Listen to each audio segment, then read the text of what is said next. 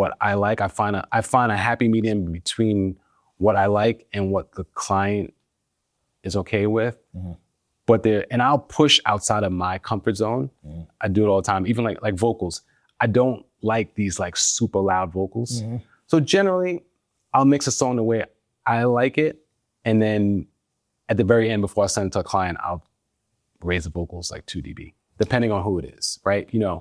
Right? Because I can't even work with it that loud because it just feels weird to me. That's right. So if the most that I can outside of my comfort zone is 2 dB, like, and then they want it 4, we're gonna have a conversation, right? And obviously, at the end of the day, like I'm in service to them and in which code, but we're gonna have a conversation and try to find, because then even if we end up leaving the vocals at 4 dB, there may be another sound in that track that may need to come up a little bit to fit in between that space. That space, right? So it's like finding the balance and working within, or sometimes, again, back to subtraction, sometimes people are like, oh, the vocals aren't loud enough, right? Or whatever. And they're like, we need the vocals loud. And sometimes I don't raise the vocals. All I do is lower the snare 2 dB, right? Create space to give it so they can hear what it is because most people just say, I'll get a note and be like, make this louder, make that louder, make that louder, make all these things louder. You just subtract other things. I don't know. All I do is like, oh, you mean lower the drum bus? Smart. Lower the drum bus? Very like, you know smart. what I mean? Very smart. Again, it's generally, it's a game of subtraction. Even when I start a mix, I'm listening to, or even like on a channel, we're going through a channel and you have like a vocal, for example. I do all the corrective things first, right? So I'd probably, in a very simple way, I would DS, compress, then EQ. The only time I would DS, EQ, and if I EQ'd after DSing, it would be correct, it'd be subtractive.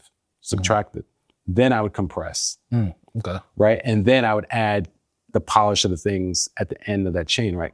Think about it of like training a wild animal. Yep. You have to tame it and get it into a space where it can learn and take the education, right? So by taking those things out of the vocal, like why would you EQ a vocal and boost things to then run it through a de-esser, right? Or boost things to then try to compress it, right? Now, there are times where I'll do DS, corrected EQ, compression. Bad recordings. EQ. And then maybe in that EQ, maybe I want to add another compressor at the end to maybe catch a couple of peaks because I didn't want to squash it too much in that first compressor. Like things like that. But like, signal flow and the way things happen matter. That's right. And a lot of times I'll get these sessions and I have like tons of plugins, just doing all these random things or doing a lot of the same things. And people can't explain to you why they're doing them,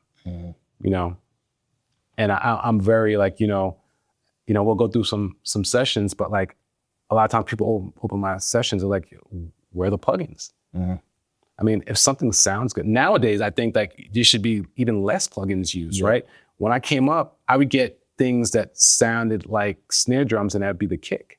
And I have to really turn knobs to like get it to sound big. And, we didn't have sample packs. That's right. Everything will come in from either drum machines or from like samples from records. You got these amazing sounding sample packs. Why do you have to do all this EQ and all this manipulation on things that were actually built for this, for this purpose, Yeah. So, I'm definitely about subtraction.